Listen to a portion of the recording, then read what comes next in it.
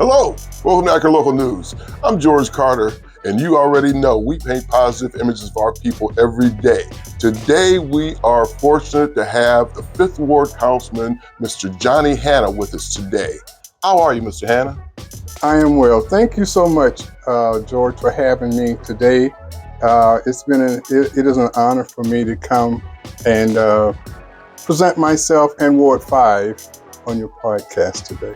It's an honor to have you, Mr. Hanna. I appreciate you coming down, and we try to bring the utmost quality news to our community so that everybody can be familiar with the people that are in charge of the things that go on in Akron. So, speaking of what's going on in Akron, what's going on? Well, first of all, I'd like to reintroduce myself.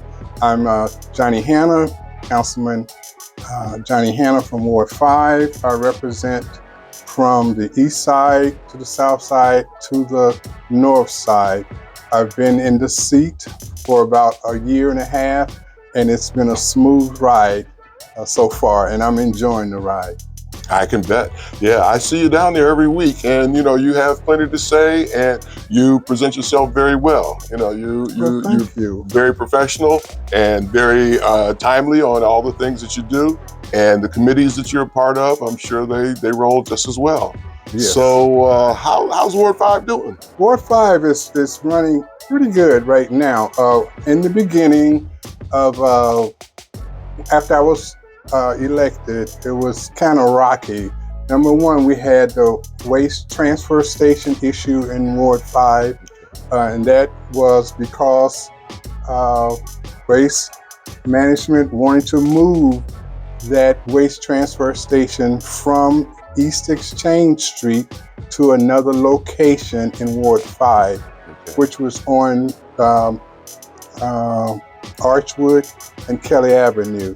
Now, I opposed that, and my residents opposed that, but some of my colleagues didn't see it that way, so they voted to have that transfer station put in Ward 5 on the corner of Kelly Avenue and Archwood. Now, the thing about that, I just did not want that waste transfer station to be moved from one area to the other in Ward 5. And the residents, when the residents speak, I listen. And we had a gathering at the Joy Community Center, and we had an overflow of people that was in opposition of that waste transfer station being moved from one area to another area. And the way that I saw it, it was being moved from a area that was not black into an area that has been underserved, and it has had many issues in that area. So we don't need that in our area. We don't need that on Archwood and Kelly Avenue. Right. I agree with that, because number one, well, there's a fire station right there on the one corner, and then there's a couple bars, but it's a high residential area too. There's a lot of houses on the other two corners and down the streets in those directions. Yes. So that, the smell, along with the noise, along with just the traffic of, they're large disposal trucks. Yes. So I could see how your constituents and you would oppose that. Well, right now it's in litigation, so nothing is being done yet. It's not any movement because we had businesses in that area that opposed that transfer station being moved in that area. Yeah, and the location they're currently in seems slightly more industrial. And number one, they're established there. So if they have to move, they should probably find a more industrialized area to seek out. Absolutely, absolutely. I don't think that even when you go to Cleveland and outside of Cleveland, they don't have a transfer station inside the city. Right. It's on the outskirts of the city. I get it. And what we were pushing for is for them to find a location outside of the city, close to the expressway. But they felt that they had bought the land and they could do whatever they wanted to with that land. But it's still in litigation, and hopefully the court system will see that that's not a good spot for another waste transfer station almost in the middle of a disadvantaged neighborhood. Right, and it's pretty busy too. I mean, there's a lot of traffic that comes through there, and there's, like I say, several businesses, but I don't think it would be suited for something like that myself. This is I had been hearing about this, and I didn't realize that it had gone to litigation. So, well, good luck with that. Yes, good luck with that. Well, we got our fingers and our toes crossed. Exactly, on that one. Exactly. Now, what else is going on? Also, this coming the 28th of June in Ward 5, we're going to have Dancing in the Park, and this is in celebration of the 200th bicentennial, and it's called the Friends of Morgan Park. Now, let me tell you a little bit about Morgan Park. Okay. Morgan Park was a park in South Akron, and it was forgotten. It was a forgotten park, and I've always lived on the South Side for the majority of my life. You know, after I became an adult, went to the service, served in Vietnam, and then came out, and then I end up back on the South Side. And so Morgan Park is between Grant Street and Brown Street in South Akron. And that park was in disarray and forgotten by the city of Akron. And so I was riding past one day, and I looked over, and it's a huge park, and there was nothing there but a torn down PlayStation. So the Park Collaborative, they put out bids and for the community to bid on the park that's in their neighborhoods. Just so happened I got that bid 2 years ago. Great. And they awarded Morgan Park $250,000. And with the community involvement, Morgan Park is a destination for all of Akron. And so on the 28th of this month, we will have Friends of Morgan Park, and that will be Dancing in the Park. Oh, excellent. And the theme is Boots on the Ground. Great. And we're going to have free food. We're going to have dancing. We're going to have karaoke. We have a lot of partners coming to the park. And my thing is, my vision when I first saw that park was for the children. Oh, the absolutely. children have my heart. And that's how I vision that park to be. And hopefully the parents will bring out their children on the 28th of this month from 3 to 8 p.m. for Dancing in the Park. Excellent. I'll have to show up for that myself. I won't be doing much dancing or karaoke, but I'll be there. That's good. That's good to hear. That's good that, there's some positive things going on that can involve all of the community, especially the children. The children need something to do that's going to be safe and, very easy for them to access. So there'll be plenty of security. That's good.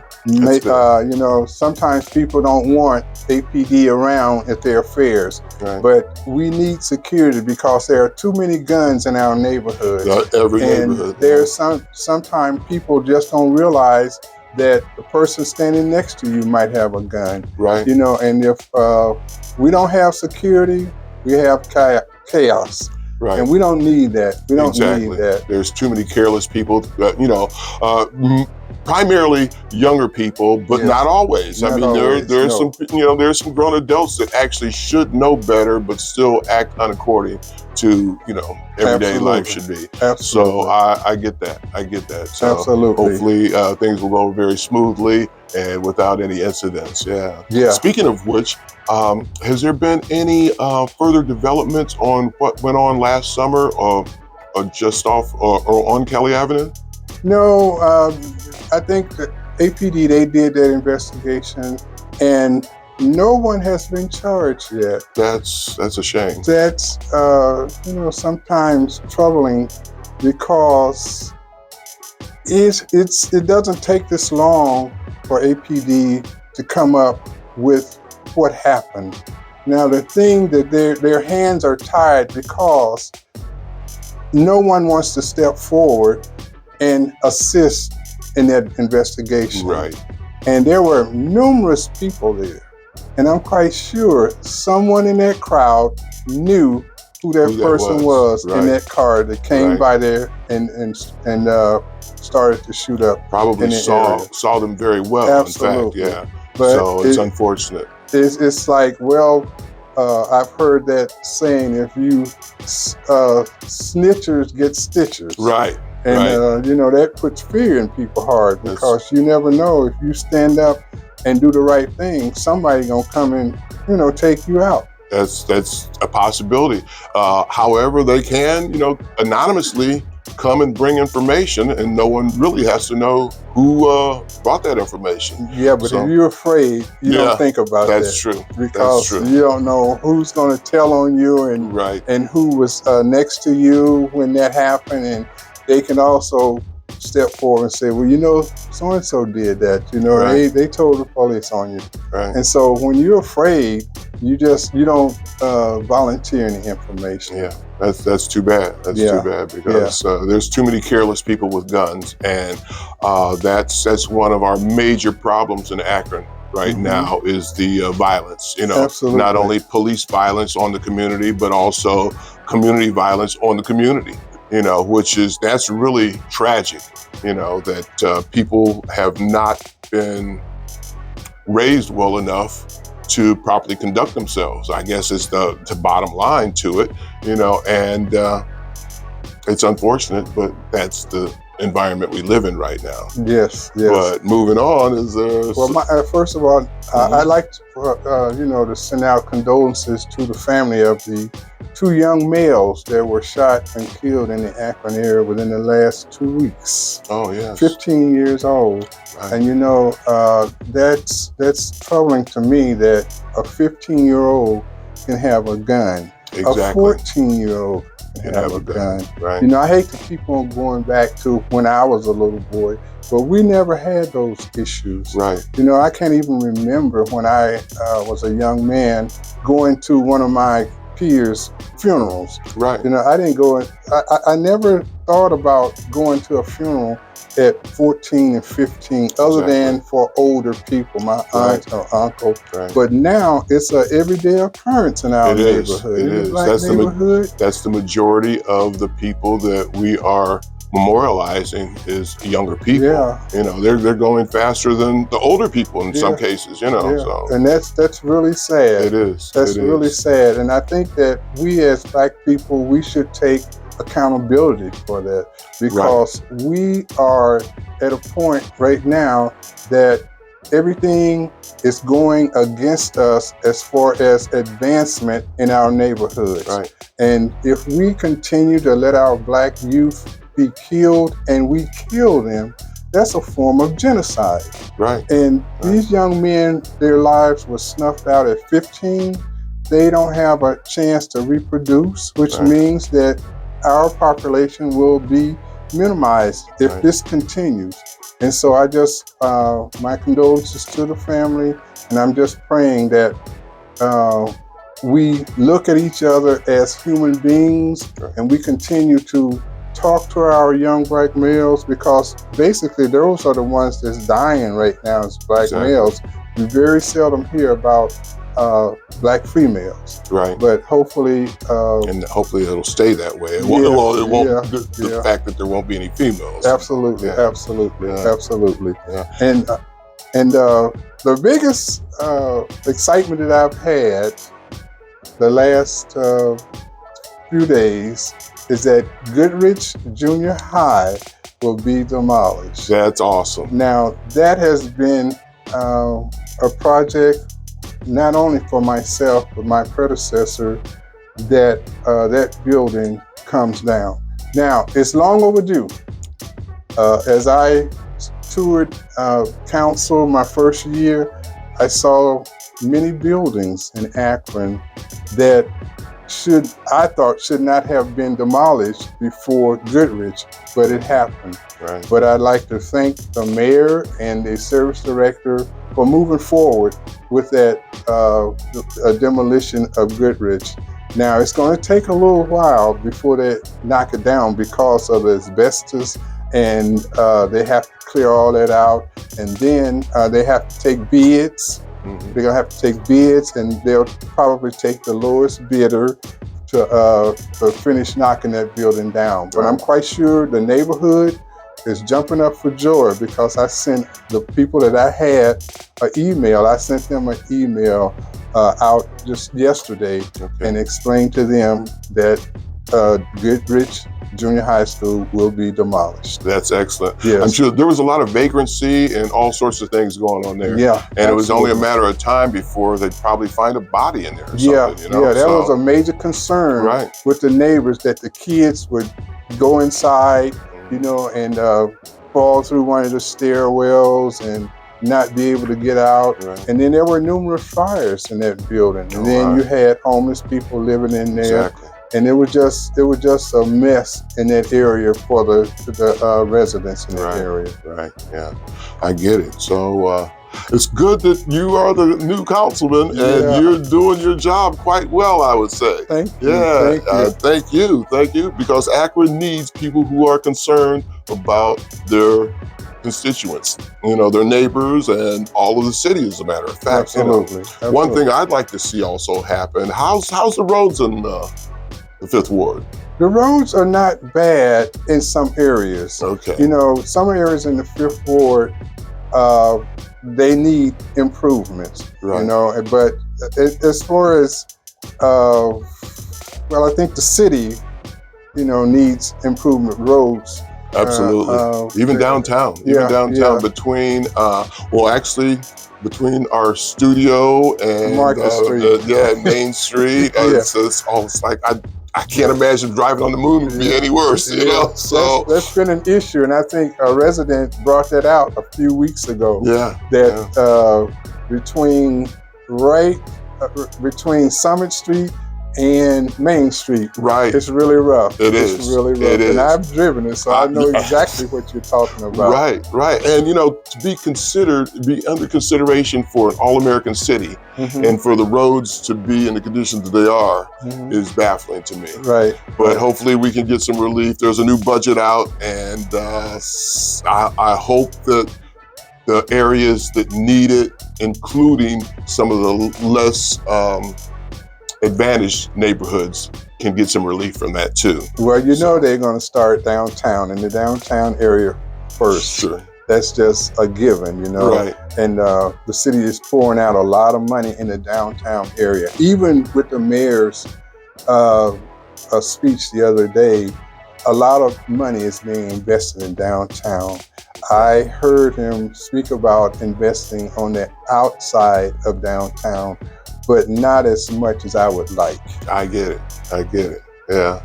Well, it's been a pleasure speaking with you, Mr. Hanna. My pleasure. Thank you so much for having me. You're very welcome. Thanks for coming down. Yes, sir. And I look forward to having you back. I mean, anytime you have something to say, an announcement to make, you are more than welcome to come back and give the community any information you want. Well, I always have a lot to say if you want to listen. I'm sure you do. I'm willing to listen. I'm sure our audience is as well. So once again, audience, we thank you for tuning in, and we hope that you enjoyed what Mr. Hanna had to say, and we look forward to bringing you more information in the future.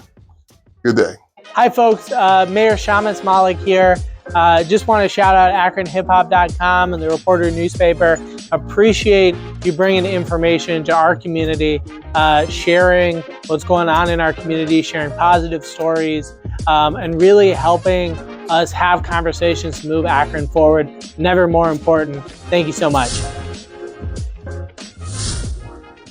Hey, y'all, what's up? This is your girl, Simone B, coming at you from AkronHipHop.com, baby. I'm up here with my Oceanic water. It comes in 2 sizes, the 20 ounce and the 16.9 ounce. It's called Oceanic water because it's natural spring water. We all need to stay hydrated, but this is the key, y'all. Don't think, just drink. Oceanic natural spring water. You can purchase it in stores on Copley Ave, like the Love Restaurant, Pantry Pride. It's out there, y'all. This is your girl, Simone B. One more time, Oceanic natural spring water. Hey y'all, my name is Jan Davis and I represent Ward 4 on Akron City Council. And I'm down here at AkronHipHop.com. I appreciate them inviting me out today just to talk a little bit about what's going on in the city.